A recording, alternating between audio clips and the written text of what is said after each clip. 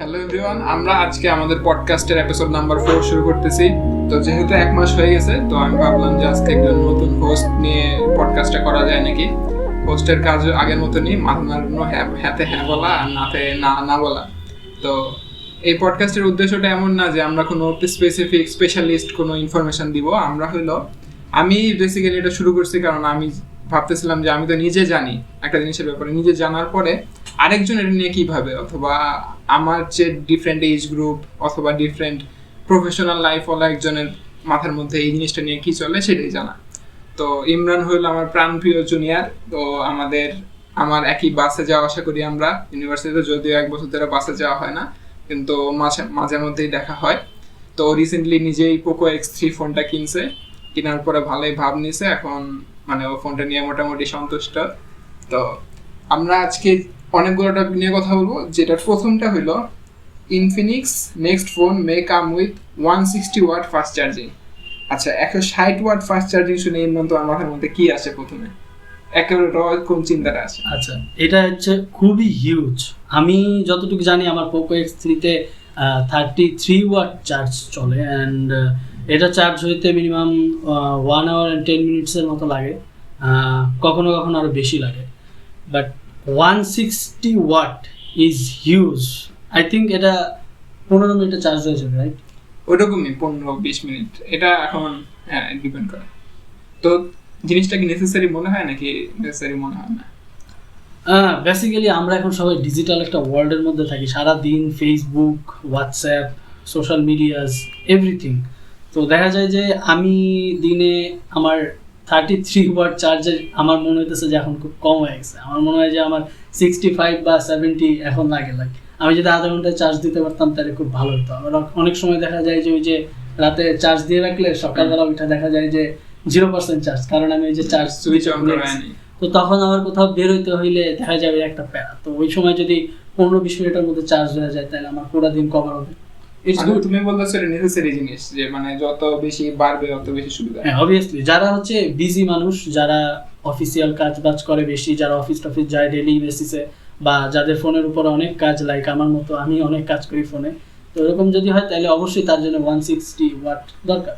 কিন্তু এটার সাথে কিন্তু আরেকটা জিনিস আছে, একটা ফোন যত তাড়াতাড়ি চার্জ হবে অত বেশি ফোনটার ব্যাটারিটা ডিগ্রেড করবে।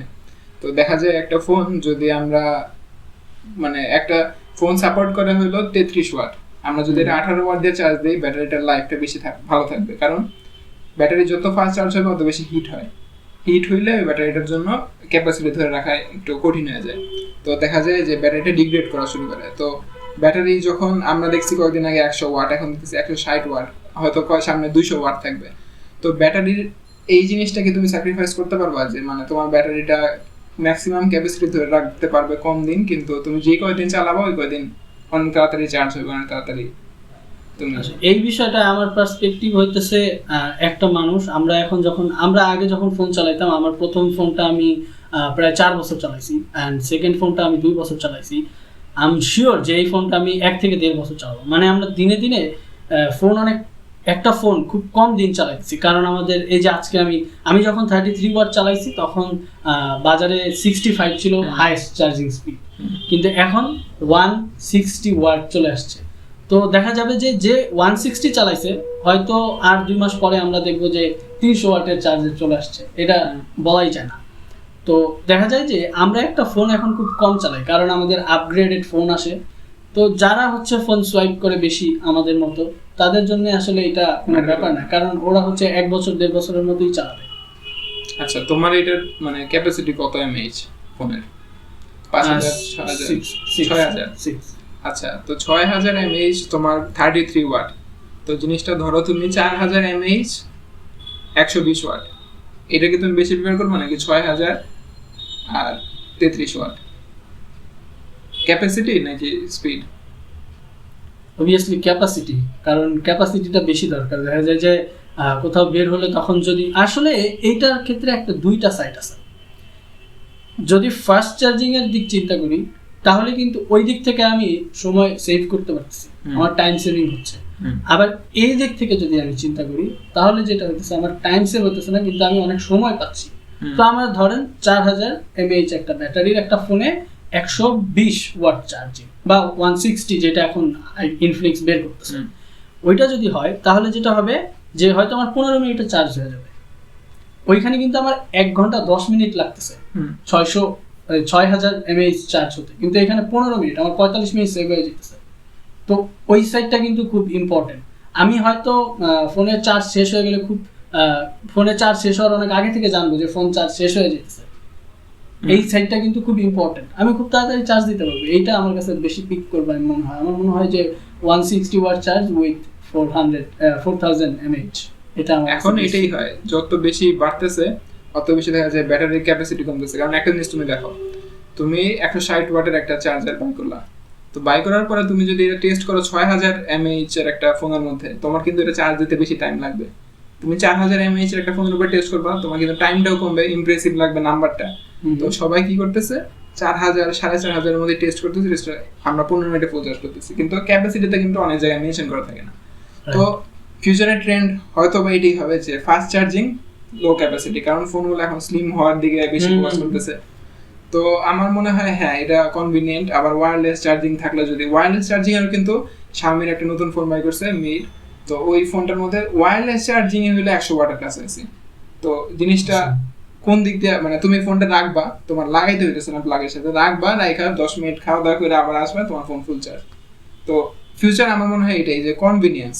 কেউ এত মোটা একটা ফোন নিয়ে ঘুরবে না যে আমার ক্যাপাসিটি লাগবে, কারণ আমার হাতে চার্জার আছে। Yes, that's the thing. I have charger, I can charge it within 15 minutes. That's the thing. We don't need capacity. এজন্যই আরো মার্কেট পাইতেছে ফাস্ট চার্জিং এর জিনিসটা। এই যে তুমি যেমন বললা 33 ওয়াট কেনার পরে মনে হইতেছে যে না আমার আসলে 33 ওয়াট না, এটা 60 ওয়াট বা একটু বেশি একটু কিনা উচিত ছিল। তো হ্যাঁ এটা একটা ভালো পার্সপেক্টিভ। তুমি বলতেছো যে চার্জ, আমি এতদিন ভাবতাম যে ক্যাপাসিটিটা অনেকে বেশি প্রিফার করে, এখন নতুন সাইট জানলাম এটা। ঠিক আছে ভালো, কিন্তু ইনফিনিক্স কোম্পানিটা হঠাৎ করে লাভ দিয়ে কোন জায়গা থেকে এসে বললাম আমি এটাই বুঝলাম না। Xiaomi বাই করলে, স্যামসাং বাই করলে, অন্য একটা অ্যাপেল বাই করলে, এগুলো একটা কথা ছিল, হঠাৎ করে ইনফিনিক্স, এরকম চাইনিজ অনেক ব্র্যান্ড আছে যারা হঠাৎ করে লাভ দিয়ে এসে এমন একটা টেকনোলজি বাই করে দেয়। এরপরে দেখবো দুদিন পরে Xiaomi বলবে আমরা 165 ওয়াট বাই করছি, আর এরপরে Realme এসে বলবে 170 ওয়াট বাই করছি। তো মানে নাম্বারস গেম। আসলে নাম্বারস গেম আমার মনে হয় ভালো, কারণ তুমি যদি কনজিউমার হিসেবে বেশি পাইতেছো তোমার তো লস নাই, তারাই তো দিতেছে, তো তারা দিতে যদি বাধ্য হয় কম্পিটিশনের জন্য, এটা কনজিউমারদের জন্য ভালো। এক্স্যাক্টলি। আচ্ছা এরপরে হইলো, এটা একটা মজার news, OnePlus Nord will be a rebranded version of Realme X9 Pro. OnePlus user শুনলে তোমার মাথার মধ্যে কি আসে? OnePlus ইউজার কি নিয়ে সবচেয়ে বেশি গর্ব করে?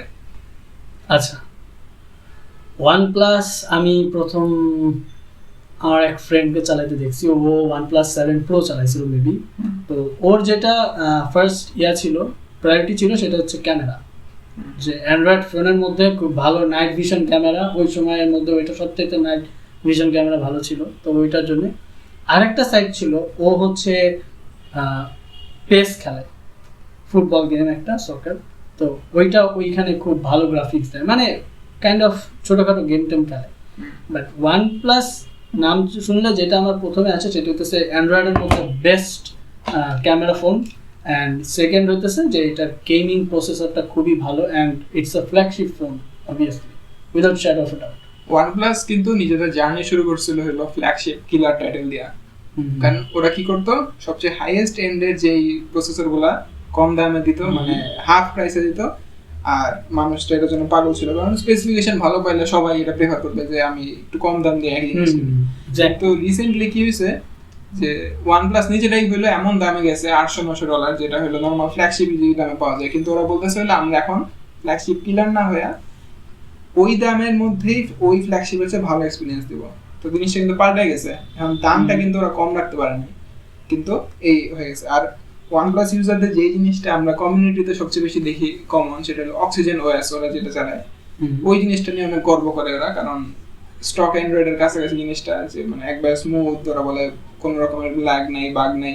মিউআইতে যেটা আমরা অনেক দেখতে পারি যে কমপ্লেন, এই জিনিসটা আমরা অক্সিজেন ওএস এর ক্ষেত্রে দেখতে পারি না। তো জিনিসটা ওদের একটা অনেক বড় প্লাস পয়েন্ট ছিল, আর ওরা বলতো এর একটা আলাদা ব্র্যান্ড ভ্যালু আছে।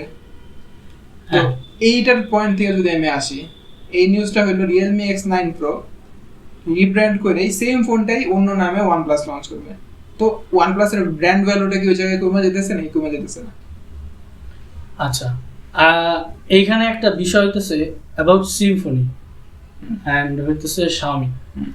বাংলাদেশে যখন শাওমি আসলো তখন সিম্ফনির মার্কেট পুরোপুরি ডাউন হয়ে গেছে, অ্যান্ড স্টিল সিম্ফনি স্ট্রাগল করতেছে, তারা অনেক ভালো ফোন বের করতেছে বাট উঠতে পারছে না।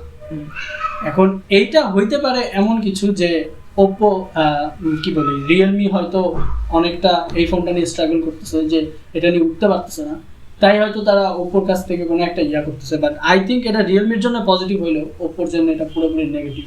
হয়তো ওপ্পোর যারা টার্গেট অডিয়েন্স আছে তাদের কাছে ওপ্পোকে নিয়ে কি বলি ওয়ানপ্লাসকে নিয়ে হয়তো একটা নেগেটিভ ভাইব চলে আসবে।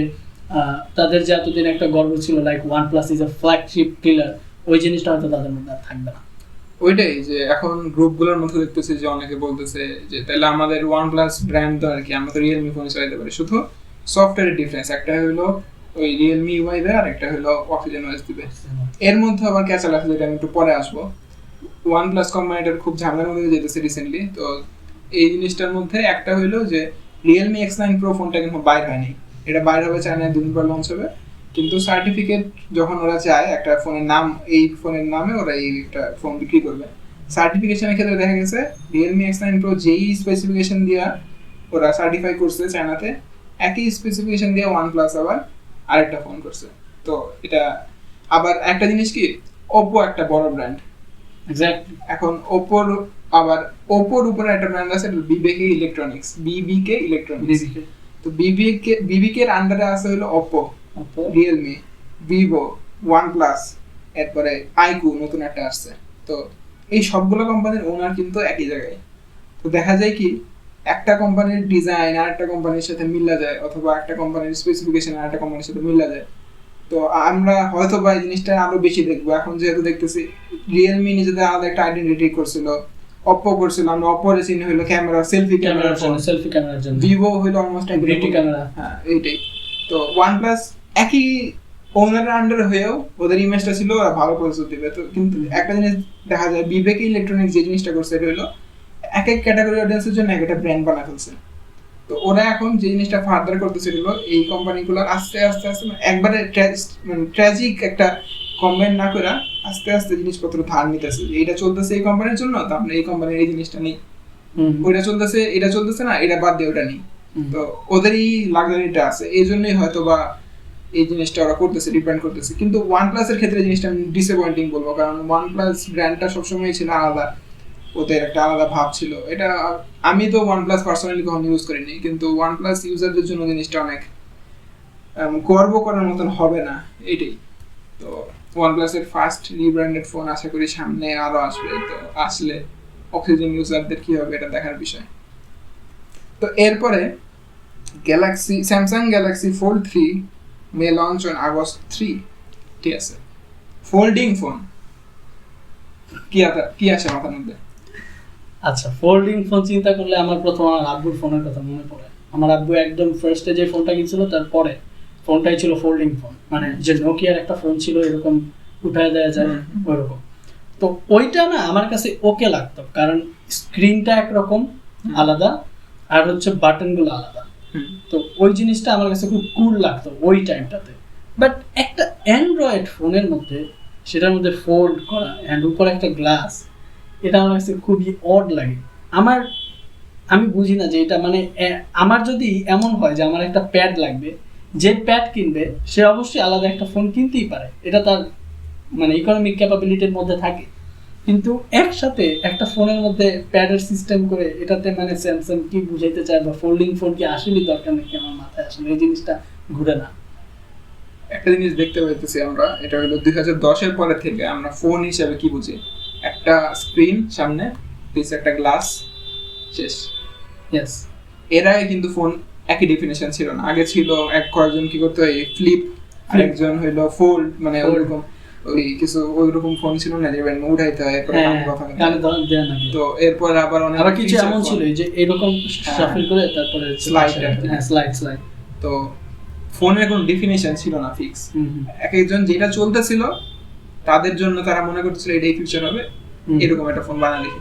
এরপর ফিচার ফোন ছিল বাটনওয়ালা, এরপরে কোয়ালিটি ফোন ছিল এই ব্ল্যাকবেরি যেরকম ফোন বানাইতে। এরপর আমরা সিম্ফনি ওয়ালটনরা দেখছিলাম যে পুরো একটা কিবোর্ড থাকতো লম্বা, নিচে আর উপরে হলো স্ক্রিনটা ছোট। 2010-11 পরে থেকে যখন থেকে আইফোন জিনিসটা শুরু করছে, যে সামনে একটা স্ক্রিন, পিছে একটা মেটাল অথবা গ্লাস অথবা প্লাস্টিক। এরপরে কিন্তু 4 দিয়ে মেবি, হ্যাঁ আইফোন শুরু থেকে আসলে জিনিসটা শুরু হয়েছে, কিন্তু আস্তে আস্তে 4 এ এসে জিনিসটা ওইটা হয়েছে, মানে পিউরিফাইড হয়েছে একটা ফর্মে। এরপর থেকে কিন্তু ফোন জিনিসটা ডেফিনেশনটা আগের মতন পাল্টায়নি। তো অনেকে বলতেছিল কি ফোন এখন বোরিং হয়ে গেছে। বোরিং হয়ে গেছে কেন, সব ফোনে একই রকম দেখতে, সামনে স্ক্রিন, পিছে হলো একটা ওইরকম। পিছে স্ক্রিন থাকলে কেমন লাগবে কয়জন কয়, আবার কয়জন কয় হলে এই স্ক্রিনটাই যদি আমরা ফোল্ড করতে পারি তেমন হয়, স্ক্রিনটা যদি ফ্লিপ করতে পারি তাহলে কেমন হয়। একই সফটওয়্যার থাকবে কিন্তু জিনিসটা একটু অন্যরকম হবে, তাহলে একটু মনে হয় মশলা টশলা বেশি লাগবে, ফোনটার মধ্যে চালায় মজা লাগবে, তাদের যুক্তি ওটা। কিন্তু আসলেও কি এটা ইউজেবিলিটির দিক দিয়ে কি জাস্টিফাইড? মানে তুমি একটা ফোল্ড করতেছো, তুমি এটা ট্যাব কিনবা আলাদা, তো ট্যাবের দাম তেমন বেশি হয় না। এক্স্যাক্টলি। আবার একটা ফোল্ডিং ফোনের দাম দেখা যায় $1,500 পর্যন্ত জায়গা, যেটা দিয়ে একটা ভালো ফোন কিনার পর ট্যাব আলাদা করে কিনাও যায়। তো তুমি তো, আমার মনে হয় যে এটা একটা লাক্সারিয়াস জিনিস থাকবে শুধু, মানে ফোল্ডিং জিনিসটা। ইটস কাইন্ড অফ ওই যে আইফোনের একটা গোল্ড বা প্রিমিয়াম একটা ভার্সন বের হয়েছিল না আইফোন 12 এর, এটিসি কিছুদিন আগে হইতাছে, ওটা রিভিউ করছে, গোল্ড দিয়ে বানানো আইফোন। হ্যাঁ গোল্ড 22 দিয়ে একটা। এখন আইফোন 12 যে ইউজ করতেছে আর ওই গোল্ড যেটা ইউজ করতেছে, দুটো কিন্তু সেম পারফরম্যান্স, কিন্তু জাস্ট বিকজ এটা একটু প্রিমিয়াম লুক দিচ্ছে, এটা হচ্ছে গোল্ডেন টাচ আছে, দ্যাটস ওয়াই অনেক মানুষ কিনে। সো আমি যদি ওই সাইড থেকে চিন্তা করি, I would rather buy iPhone 12 and একটা স্যামসাং লাইক গ্যালাক্সির ছোট্ট যেটা লজিক্যাল লাগে, তাই না? এটা কেন আমি একটা ফোনের বদলে একটা ফোল্ডিং ফোন কিনতে যাবো, যেটা আমি জানিও না, ইউজেবিলিটিও জানি না এটা কিভাবে কি ইউজ করে। স্যামসাং এর সমস্যাটা প্রথমবার কি হয়েছিল, ওরা যখন ফোল্ড জেড প্রথম বাই করছে, প্রথম ভার্সনটা, প্রথম জেনারেশন, এটা ফোল্ড করতে করতে করতে করতে মাঝখানে একটু ক্রিজ হয়ে যায় না, এর মধ্যে হ্যাঁ এটার মধ্যে বালু টালু ঢুকে যায়, এরপরে দাগটা পার্মানেন্টলি হয়ে যায়। এরপরে আবার কিছু হয়েছিল কি, স্ক্রিনটা তো ফ্লেক্সিবল, তো উপরে একটা প্রোটেক্টিভ লেয়ার থাকতো যেটার জন্য স্ক্রিনটা ঠিক থাকতো, মানে ওটা স্ক্রিনেরই অংশ এটা। তো রিভিউয়ারদের যখন দিছে তখন রিভিউয়াররা ভাবছে স্ক্রিন প্রোটেক্টর উঠায় ফেলে, উঠানোর পরে পুরো স্ক্রিন গেছে নষ্ট। তো এরপরে এগুলো ওরা ফেরত পাঠিয়েছে, ওরা আবার নতুন করে বানিয়েছে। তো এটা হলো ফার্স্ট জেনারেশনের ফল ছিল। সেকেন্ড জেনারেশন এসে দেখা গেছে ওরা লেয়ারটা যে আছে এটা ওরা প্যাকেটের মধ্যে ডিসক্রিপশনে ডিসক্লেমারই বলে দিছে যে এটা উঠায় না, আমরা একটু ভালো করছি কিন্তু উঠানোর দরকার নেই, এটা স্ক্রিন প্রোটেক্টর না, এটা স্ক্রিন। এরপরে ওরা ক্রিজটা কমাইতে পারছে, বাইরের ডিসপ্লেটা ইমপ্রুভ করতে পারছে। কিন্তু থার্ড জেনারেশনটা কি হবে, থার্ড জেনারেশনটা ওরা ফোকাস করতেছিল যে জিনিসটাকে আমরা আরেকটু এটা করতে পারি কেমনে, পলিশ করতে পারি কেমনে। তো হ্যাঁ এটা করবে ঠিক আছে, ওই লাক্সারিয়াস প্রাইস পয়েন্টেই থাকবে জিনিসটা, কিন্তু এটা কি কখনো $500, $400, $300 আসবে? এটা কিন্তু আমি একটা নিজের কোশ্চেন করছি। এরপরে ভাবলাম যে নর্মাল ফোন যেটা, এটাও তো একসময় একটা লাক্সারিয়াস জিনিস ছিল, তো হয়তো বা এটাও একসময় আস্তে আস্তে আস্তে আস্তে বাজেট রেঞ্জে এসে পড়বে। তখন মানুষ হয়তো একসময় যেমন টাচ ফোন ইউজ করার কথা চিন্তা করতে পারতো না, বাটন কি টাচ কি সবগুলো ধরে ধরে স্ক্রিনের মধ্যে, এটা কোনো কথা। আমি একসময় ক্লাস 5-6 থাকতে ওইটা চালাইতাম, বাটন ফোন চালাইতাম। টাচ ফোন যখন ওই যে সোপ ফোনগুলো বাইরে ছিল না, সিম্ফনি, এক্সপ্লোরার, এরপরে ওয়ালটন, তো ফুল টাচ। আমি দেখে বাপরে এত কনফিউজিং জিনিস, মানে এগুলো আমরা দেখবো না, আমি এত বছর এটা শিখছি এখন আবার এটা। এরপরে কিন্তু নর্মালি সবাই জন্য ইউজ টু হয়ে গেছে। তো এখন যদি জিনিসটারে এমন মনে হয় যে দরকার নাই, কিন্তু ফিউচারে যদি ফোন ডেফিনেশনটা এটা হয়ে যায় তাহলে কি হবে, মানে তাহলে কি জিনিসটা, মানে তুই কি নিজেকে মানে ওই দিন দেখতে চাস যে এটা যদি নরমাল হয়ে যায়, মানে এরকম ফর্ম ফ্যাক্টর পাল্টায় ওইরকম ফর্ম ফ্যাক্টরটা নরমাল হয়ে যায়। আচ্ছা, নরমালাইজ বিষয়টা না খুব তাড়াতাড়ি হয় আমাদের মধ্যে। লাইক 2013-14-তে আমরা যেই ফোনগুলো চালাতাম সেগুলো হচ্ছে যে নোকিয়া এক ধরনের ফোন ছিল, যে আপনি যেটা বললেন উপরে একটু স্ক্রিন থাকতো, নিচে অনেকগুলো বাটন থাকতো, সব বাটন, হ্যাঁ সব বাটন থাকতো। তো ওই সময় কিন্তু ওইটা খুব কুল লাগতো। কিন্তু এখন যেটা হয়েছে, এখন আমাদের ফোনের ডেফিনেশন চেঞ্জ হয়ে গেছে। স্মার্টফোন বলতে আমরা এখন যেটা বুঝি, এটা সবাই বুঝে, যেটা বললেন সেই। এখন যদি স্যামসাং যেই ফোনটা আছে ফ্লিপ করা যায়, ওইটা যদি নর্মালাইজ হয়ে যায়, ওইটার পিছনে 2-4টা কারণ থাকতে পারে, আমি যেটা বলতে পারি। সেটা হচ্ছে রিসেন্টলি কিছু অ্যাক্টিভিটিস লক্ষ্য করা গেছে মানুষের মধ্যে। সেটা হচ্ছে মানুষ অফিসিয়াল কাজ যেগুলা ওয়ার্ক ফ্রম হোম করে, দেখা যায় যে ওই কাজগুলো না বেশি থাকে না, অল্প কোনো একটা কিছু আপডেট করে দেয়া বা কোনো কিছু একটা ইনপুট দেয়া, খুব ছোটখাটো, ওইটা অনেক সময় আমরা ফোনের মধ্যে করি। মাইক্রোসফট অফিস, তারপরে হইতেছে মাইক্রোসফট অফিসের সবগুলা, তারপরে হইতেছে অ্যাডোবি ড্রয়িং, তারপরে হইতেছে আরো কিছু কিছু আছে ড্রয়িং করার মতো কিছু সফটওয়্যার ফোনের মধ্যে, বড় স্ক্রিন লাগে। হ্যাঁ বড় স্ক্রিন লাগে। এখন যারা হচ্ছে এই আর্ট গুলা করে, এখন সবাই আর্টের মানে আর্ট করে, সবাই আর্টের কাইন্ড অফ, সবার মধ্যে আর্টের প্যাশন আছে, আবার গেমিং এর যে বিষয়টা আছে ওইটা। এখন এমন যদি হয় যে ওই ফোনটার সাথে একটা গেমিং, আমরা যে জয়স্টিক ইউজ করি ওইটা ইউজ করা যাবে, তারপরে হচ্ছে একটা কিবোর্ড ইউজ করে হচ্ছে খুব সহজে আমরা আপডেট করে দিতে পারবো without having a laptop.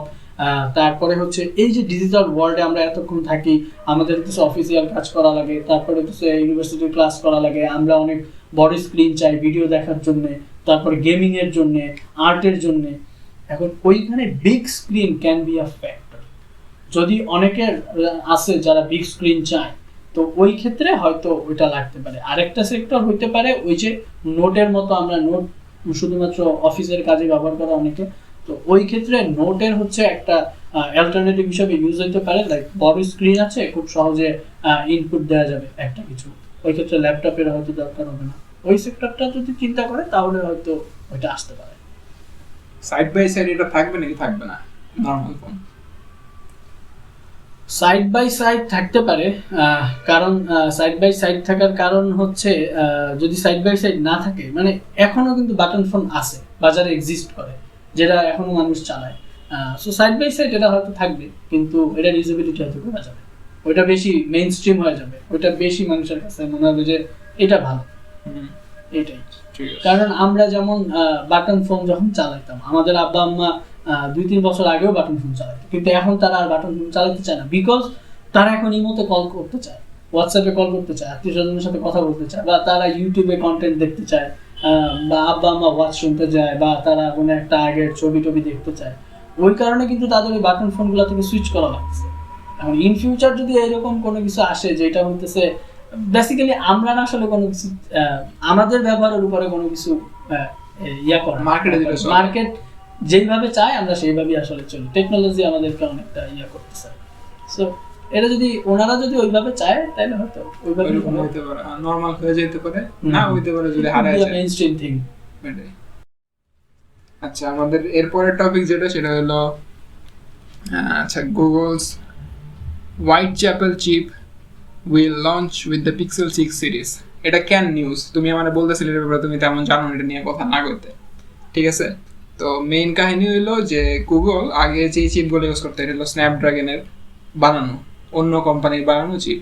And Google decide করছে অ্যাপেল কি করে সবসময়, অ্যাপেল ওদের চিপরেই অনেকভাবে প্রমোট করে, অনেক হাইপ তোলে যে ওদের অপটিমাইজেশনটা ভালো কেন হয়, কারণ ওরা এবার বাইর করছে A14 নামের, ওরা নিজেরাই বানাইছে। ওরা একেবারে যত আইফোন বার করছে ওই বছর সবগুলোতে সেম একটা প্রসেসর, সেম। তো এখন গুগল বলতেছে হলো যে এখানে আমি একটা সেম চিপ বানাবো, আমিও যদি আমার সব ফোনের মধ্যে সেম চিপ ইউজ করি, আমার কিন্তু অপটিমাইজেশনে অনেক সহজ হবে জিনিসটা। আমি কিন্তু এখানে যা আমার অন্য কোম্পানির সাথে প্রেসার লাগতে হইতেছে না, অথবা স্ন্যাপড্রাগনের পিছে ঘুরতে হইতেছে না যে ভাই আমার ফোনটা একটু স্মুথ করে দাও। আমি নিজেই যেহেতু আমার আপডেট করে দিতেছি, আমি নিজেই একটা চিপ বানাই, যেহেতু আমি অ্যাপেলের মধ্যে একটা স্মুথনেস, স্টেবিলিটি চাইতেছি, তো এটা করলেই তো হয়।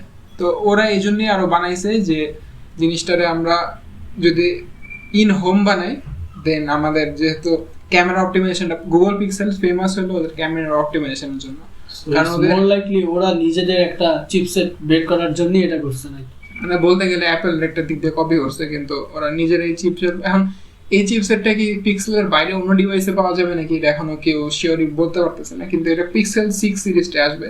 আর পিক্সেল সিরিজটা হলো ক্যামেরার জন্য সবচেয়ে বেশি ফেমাস, কারণ ওদের হার্ডওয়্যার 12 মেগাপিক্সেল ক্যামেরা, সফটওয়্যারের জন্য ওরা এমন ছবি বাই করে যেটা একবার আনবিলিভেবল। দুদিন আগে মিস্টার হুজ দ্য বস একটা ছবি পোস্ট করছে টুইটারে, পিক্সেল 2a, যেটা 3-4 বছর আগের ফোন, ওইটার ছবি এত সুন্দর, বলতেছে ও ক্যাপশন দিয়েছে হলো যে hardware is not everything, software optimisation matters. তো এইটা একটা কথা যে সফটওয়্যারে যদি তুমি দাম না দাও, তুমি যদি তোমার সফটওয়্যারই এমন করে যে তোমার সেই চেহারা সাদা করে লাগছে, কোনো ডিটেল নেই, দেন ওই ক্যামেরা যদি 108 মেগাপিক্সেল হয় তোমার কোনো লাভ নেই, তোমার ওই হার্ডওয়্যারটি ইউজ করার মতন সফটওয়্যার বানাতে হবে। এখন ওরা এই জন্যই বলতেছে আমরা যেহেতু সফটওয়্যারে অনেক ফেমাস, কারণ আমরা নিজেদের হার্ডওয়্যার বানাই একটা, ওই হার্ডওয়্যার বানাতে ওই হার্ডওয়্যারের সাথে আমরা যদি সফটওয়্যারের পাওয়ারটা অ্যাড করি তাহলে তো আমাদের ফোনটা আইফোনের সমান একটা ক্যাপাবিলিটি অর্জন করতেও পারে। এটাই গুগল ডেফিনেটলি গুগল যা করে সেটা বেস্ট। হ্যাঁ ওইটাই ওদের এই প্রজেক্ট বেস্ট সফটওয়্যার ডিভাইস কোম্পানিরা উইদাউট শ্যাডো অফ আ। আর আরেকটা ফ্যাক্টর আছে এর মধ্যে রইল এখনকার ক্ষেত্রে চিপ শর্টেজ দেখা যায়, মানে অনেক গাড়ি ইন্ডাস্ট্রিতে সবচেয়ে বেশি, স্মার্টফোন ইন্ডাস্ট্রিতে মোটামুটি দেখা যায় যে এখন সব কিছুর চিপের দাম বেড়ে গেছে, কারণ প্রোডাকশন কম। করোনার মধ্যে ওই মাইনিং গুলো হয়নি, যেগুলো বানাইতে চিপগুলো লাগে, যেই পরিমাণে স্মার্টফোনের মানুষ কিনে ওই পরিমাণে বানানো হয় নাই, তো এখন সব কিছুরই দামটা বাড়তেছে। ওরা যদি নিজেদেরটা বানায়, ওদের অন্যদের সাপ্লাইয়ের উপরে ভরসা করতে হচ্ছে না, তো সব দিক দিয়েই গুগলের একটা আলাদা রকমের অ্যাজ আ হোল ওরা পুরো একটা ভালো আমরা নিজেরাই কাইন্ড অফ ওইটাই। তো এরপর বলতেছে Japan and Finland to join hands for the development of 6G network. 5G পাইছো ফোনে? না, স্টিল 4G 4G তে এখনো স্ট্রাগল করতেছে Bangladesh. So it's a big news I think. এটা মানে টু বি অনেস্ট 6G এটা ভাবতেই পারি না, কারণ এখনো 5G এর যে ইয়াটা ওটা এখনো টেস্টই করতে পারিনি। আজকে থেকে 3-4 বছর আগে যখন হচ্ছে 3G চালাইতাম, তখন হচ্ছে 2G তে খুব বিরক্ত লাগতো। যখন ওই যে গ্রামে যেতাম 2G চলে আসতো বা হচ্ছে উপরে ই লেখা চলে আসতো তখন বিরক্ত লাগতো। হ্যাঁ HE এগুলা যখন চলে আসে, H মানে তাও মানে লোড হবে, কিন্তু E মানে এটা লোডই হবে না। তো এখন বাংলাদেশে অনেক সিম কোম্পানি স্টিল বলতেছে যে ওরা পুরো 4G, আবার এয়ারটেল তো বলতেছে আমরা 4.5G। I don't know 4.5G বলতে আদৌ কোনো কিছু মানে আছে নাকি আমি জানি না, এটা এক্সিস্ট করে নাকি, বাট তারা মানে বলে যে তারা 4.5G। বাট আমার কাছে আমার মনে হয়েছে যে এয়ারটেল সবচেয়ে বাজে নেটওয়ার্ক। ঢাকার মধ্যে এয়ারটেলের নেটওয়ার্ক আমি পাই না, কিন্তু বাংলালিংক অ্যান্ড গ্রামীণ ওই সাইড থেকে খুব ভালো। তো 4G এর যে ইয়াটা আছে ওইটাতেই এখন পর্যন্ত আমরা মানে সন্তুষ্ট না, ইয়েট আমাদের নেটওয়ার্ক ভালো না।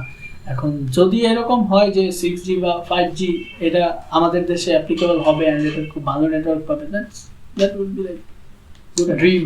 হ্যাঁ, এটা ড্রিম হবে আমাদের জন্য, কারণ আমরা হচ্ছে বাইরে গেলে দেখা যায় যে নেটওয়ার্ক পায় না। এখন এটা কি শুধুমাত্র আমাদের পপুলেশনের কারণে, নাকি হচ্ছে খুব বেশি ট্রাফিক হয়ে যায় এর কারণে, না কি কারণে আমি জানি না। সিম কোম্পানিগুলো হচ্ছে এনাফ নেটওয়ার্ক দিচ্ছে না।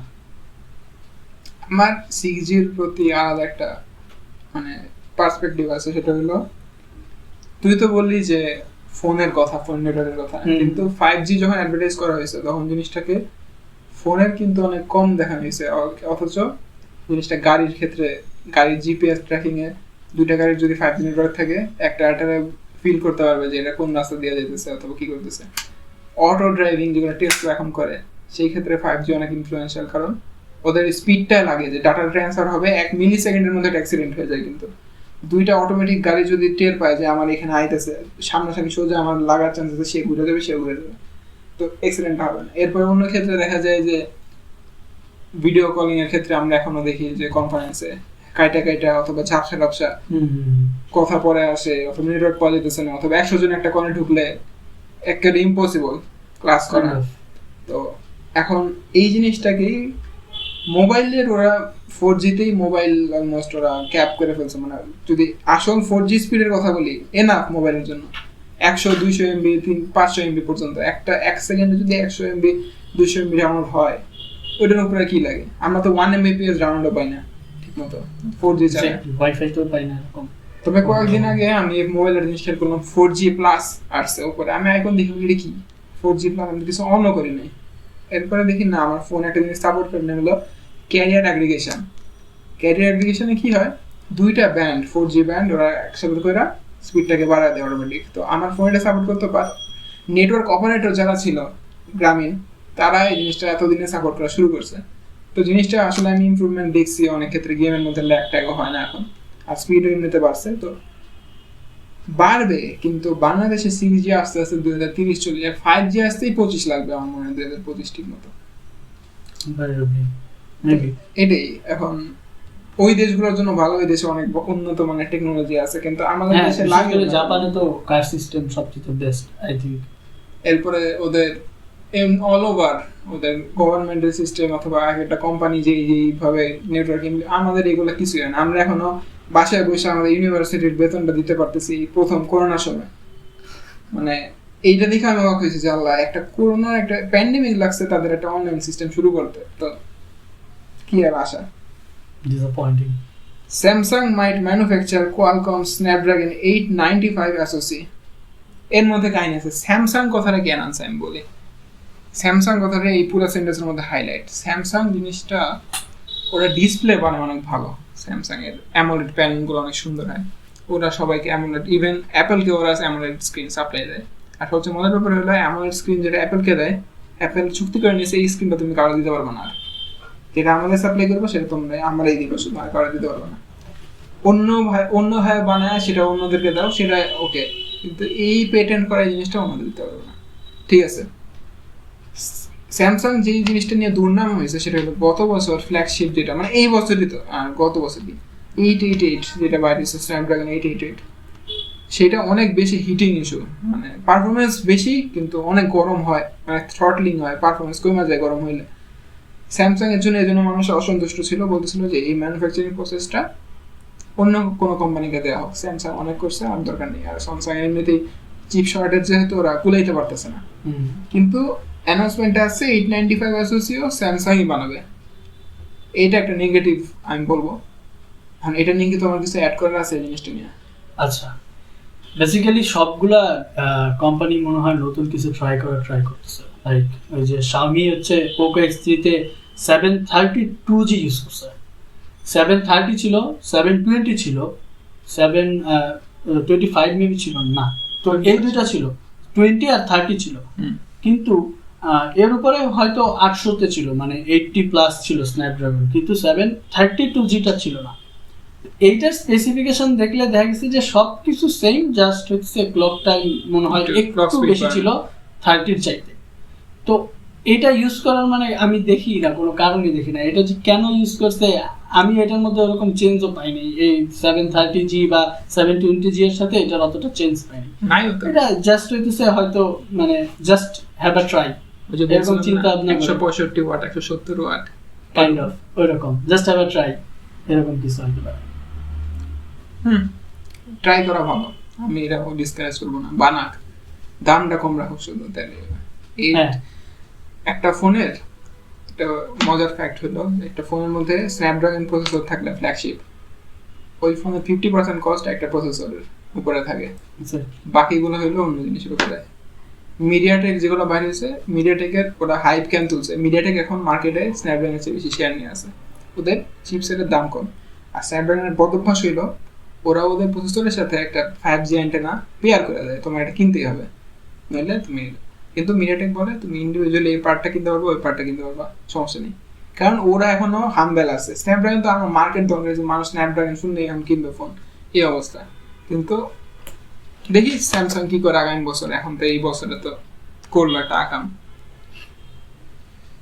আচ্ছা, Realme book looks like a carbon copy of MacBook air. এটা নিয়ে একবারে শর্টে বললে যে, আমি জাস্ট দুইটা লাইনে যদি বলি, চললে কপি করবো না কেন?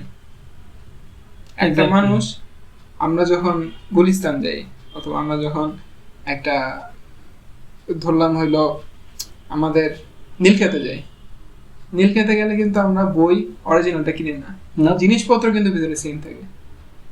আমাদের কিন্তু প্রিন্ট আউট ফটোকপি হইলে কোনো সমস্যা নেই। না, মানুষ যদি কিনতে চায় কপি করে, যদি তুমি ভালো জিনিস বানাইতে পারো, ইভেন মানুষ আইফোনের কপিও কিনে, সমস্যা কি? তারা যদি যায় না কিনে যে এটা আইফোন না, সমস্যা নেই। আমার ক্ষেত্রে এটা হলো, আমরা যদি একটা নাইক লোগোওয়ালা একটা জুতা দেখি, ও নাইক না, আমরা জানি এটা নাইকি, কিন্তু আমরা এটা কিনি, একটা ভাব আছে আলাদা, এটা বললে এটা নাইকির জুতা। তো রিয়েলমি কি করছে, ম্যাকবুক এয়ার এর ডিজাইনটা একবারে অলমোস্ট হুবহু কপি করে দিয়ে দিছে। দেখছে চলছে, ডিজাইনটা সুন্দর, চলবে, এটাও চলবে।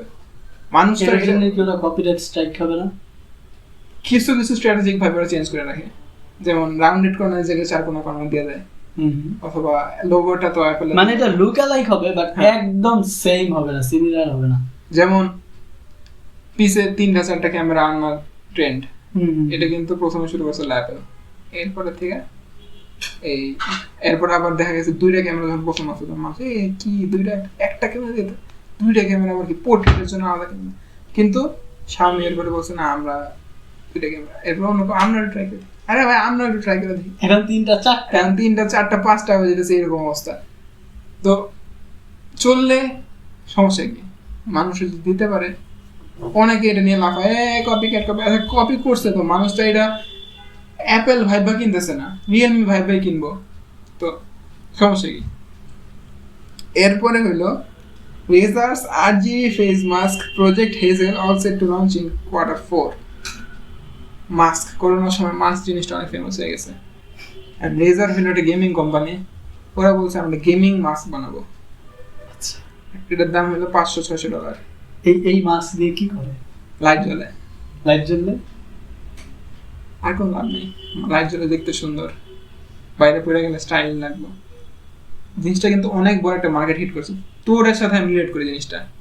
আমি যখন 2 দিন আগে ইমরানকে নিয়ে যমুনা ফিচার পার্কে গেলাম, ও একটা মাস্ক পরা ছিল, যাওয়ার সময় মার্কেটে যাওয়ার সময় সামনে কয়েকটা মাস্ক বিক্রি করতেছিল, তো এখানে অনেক রকমের ডিজাইনের মাস্ক ছিল, ইমরান কিন্তু তাকায় তাকায় দেখতে দেখতে গেছে কোনোটা পছন্দ হয়ে যায় নাকি। মাস্ক জিনিসটা করোনার প্রথমে ছিল একটা নেসেসিটি, এখন হয়ে গেছে একটা ফ্যাশন অ্যাক্সেসরি। তুমি এখন নর্মাল একটা মাস্ক পরে গিয়ে যাওয়ার আগে চিন্তা করবে ডিজাইনটা যদি সুন্দর হতো তাহলে জামাটার সাথে গেঞ্জিটার সাথে, হ্যাঁ গেঞ্জিটার সাথে মিললে গেলে কালারটা, এরপরে অথবা মানে একটা আউটফিটটার সাথে মিললে গেলে ওফ কি লাগবে। রেজার কি করছে, দেখছে যে আচ্ছা গেমাররাও তো করোনা আক্রান্ত হইতে পারে, লাইট জ্বললে তো অনেক সুন্দর একটা জিনিস, 8GB সবাই চায়, পিসির মধ্যে চায়, মাস্ক মার্কেট যেহেতু ভালো চলতেছে আমরা একটা বাইক করে দেখি না, এই অবস্থা হয়েছে। রেজার নিজেদের লাইট জ্বলে একটা মাস্ক বেরোচ্ছে, একেবারে আমি বলবো লাক্সারি এক্সট্রিম লেভেলের লাক্সারি, যে যাদের লাইক এইটা হইতেছে ওই যে কিছু কিছু গেমার আছে না যারা লাইভ স্ট্রিম করে ফেসবুকে আইসা, ওরা হচ্ছে কাইন্ড অফ লাইট টাইট সব বন্ধ করে দিয়ে কিছু মানে সফট লাইট দিয়ে লাইটিং করে তারপরে হচ্ছে মাস্ক একটা পরে তারপরে হচ্ছে লাইভ স্ট্রিম করবে যে এই যে আমি এটা কিনছি দেখো এটা।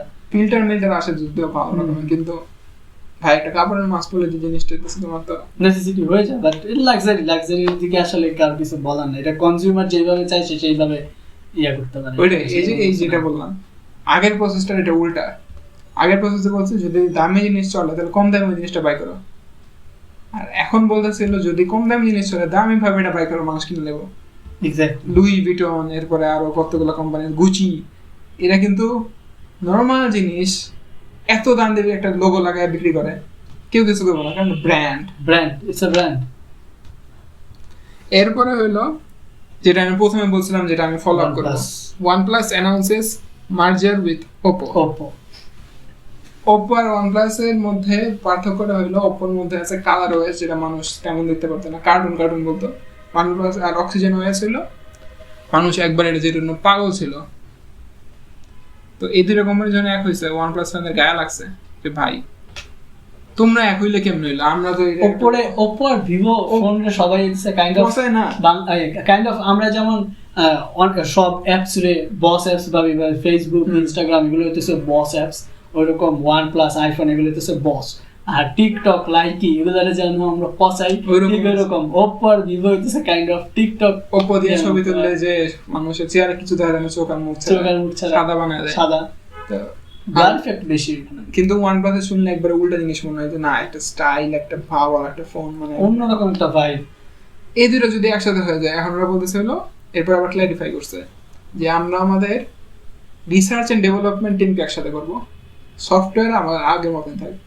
এটা কি মানা যায়? মানে তুমি যদি চিন্তা করো দুটো কোম্পানি যদি একসাথে হয়, জাস্ট ওরা রিসার্চ করবে একসাথে, কিছু ইমপ্লিমেন্ট করবে না একসাথে, এটা আমার মনে হয় এখন শান্তনা ইমপ্লিমেন্টেশনে কিছুটা এফেক্ট তো আসবে, দুইটা কোম্পানি যদি একসাথে আসে এফেক্ট পড়বে একটার সাথে আরেকটা। সবচেয়ে মজার ব্যাপার হলো OnePlus এর চাইনিজ যে ফোনগুলো আছে ওদের মধ্যে কিন্তু Oppo যে সফটওয়্যার, ওই সফটওয়্যার সেম ইউজ করছে, কালার ওএস, এর গত বছর থেকে চেঞ্জ হয়েছে। তো সবাই বলতেছে, আমিও বলতেছি যে হয়তো বা ইন ফিউচার OnePlus ফোনে আমরা কালার ওএস দেখতে পারবো, অক্সিজেন ওএস না দেখা। স্যাড, সবচেয়ে disappointing. Next on the list, এই জিনিসটা নিয়ে কথা বলার জন্য ইমরান পাগল হয়ে গেছে। All unofficial phones will be automatically registered in the BRTC BTRC system by June 30। হ্যাঁ কি লিখছে কি ভিতরে? বলো বর্তমানে মোবাইল নেটওয়ার্কে ব্যবহৃত গ্রাহকের হ্যান্ডসেট সমূহ 30 জুন 2021 মধ্যে বিটিআরসি সিস্টেমে স্বয়ংক্রিয়ভাবে নিবন্ধিত হবে, ফলে 1 জুলাই হতে সেটগুলো বন্ধ হবে না। তাই সবাইকে এই বিষয়ে বিভ্রান্ত না হওয়ার অনুরোধ করা হবে। আচ্ছা, এটা কি কিছুটা এরকম যে আনঅফিসিয়াল ফোন অফিসিয়াল হয়ে যাবে? এটার কাহিনীটা হইলো, তোমার যে ফোনের মধ্যে সিম লাগানো আছে সিম লাগানো সেটা রেজিস্টার হয়ে যাবে জুন Yes. জুন 30 মধ্যে। যদি তুমি এর মধ্যে সিম লাগাও, তাহলে কি জুনের মধ্যে আরেকটা আনঅফিসিয়াল ফোন কেনাই যায়? সবাই পাওয়ার মতো ফোন কিনো, সেই জন্যই জুন 30 মধ্যে তুমি যদি এই জিনিসটা করতে পারো। আচ্ছা, এটা কি একটা মার্কেট স্ট্র্যাটেজি হতে পারে না? এটাও পারে, এটা প্রত্যেক বছরই তারা করতেছে। কারণ প্রত্যেক বছরই বলে যে আনঅফিসিয়াল ফোন বন্ধ হয়ে যাবে, এরপরই আমরা দেখি যে 2-4টা ফোন অফিসিয়াল বের করে। লাইক যখন আমি শুনতেছিলাম যে হ্যাঁ, এটা আমি একটা রিলেট করতে পারি। এই বছরের শুরুতে বলছিল যে জানুয়ারি থেকে বন্ধ হয়ে যাবে সব ধরনের ফোন, জানুয়ারির দিকে। তখন হইতেছে পোকো X3 লঞ্চ হইলো, স্যামসাং লঞ্চ হইলো। পোকো X3 কি করলো, ওদের আনঅফিসিয়াল তো বের করলোই, অফিসিয়াল বের করলো। তারপরে রিয়েলমি 7 বের হইলো, রিয়েলমি 7 প্রো অফিসিয়াল বের করলো, রিয়েলমি 7 অফিসিয়াল বের করলো। তারপরে স্যামসাং কি বলে M31 মনে হয় 31 অফিসিয়াল বের করলো। একসাথে কিন্তু আমরা প্রায় 4-5টা অফিসিয়াল ফোন বের হইতে দেখছি, কিন্তু 2 মাস পরে আবার শুনলাম যে না, ডেট পেছানো হলো। তাহলে কি এটা কি কোনো মার্কেটিং স্ট্র্যাটেজি হতে পারে? লাইক যে আমরা অফিসিয়াল ফোন কিনাবো, সরকারের সাথে তো কোম্পানির মিল নাই, মানে হইতেও পারে, কিন্তু আমি বলবো যে এটা একটু উপরে চিন্তা হয়ে যায়। আমি বলবো যে ওদের যে রিজনিংটা মেইনলি সেটা হলো আনঅফিসিয়াল ফোন কোনো ট্যাক্স দেয় না, সব ফাঁকে দিয়ে আসে। তো যদি দেশের মধ্যে তুমি একটা ফোন বানাও, তোমার ভ্যাট দিতে হবে 17%। তুমি যদি এটা বাইরে থেকে ইম্পোর্ট করো অফিসিয়ালি, তোমার 57% ভ্যাট দিতে হয়।